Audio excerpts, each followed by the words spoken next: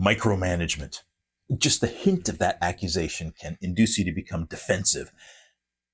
But what if I told you that there can be some valid times and places for micromanagement, as long as you handle it well?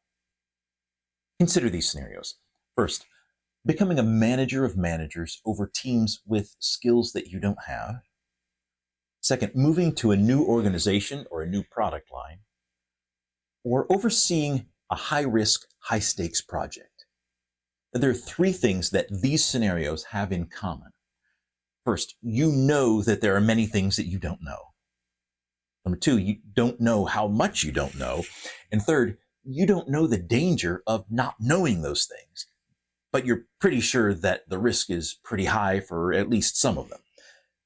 In scenarios like that, a responsible manager may very well ask the team to provide much more detail with much greater frequency than you might be comfortable sustaining over a long period of time.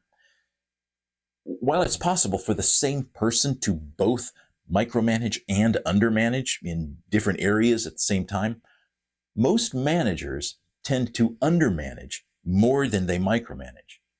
And when the stakes are high, it can be healthy to tip the scales more towards detailed involvement for a while. Eventually, you'll learn what things need your continued attention and which ones don't. You can scale back then. But until then, prepare your team for the stronger management oversight that you're going to be giving. Make sure they understand the consequences of failure and let them know that you'll be probing things at a lot more detail than you normally would, and probably more detail than they're usually comfortable with. And just as importantly, let your team know how you will know that you can stop. This could be the completion of a delivery milestone, or the achievement of a metric, or simply a date on the calendar. When you honor that commitment then to relinquish your micromanagement as you agreed, you'll build the trust to support your deeper involvement in future high-stakes oversight.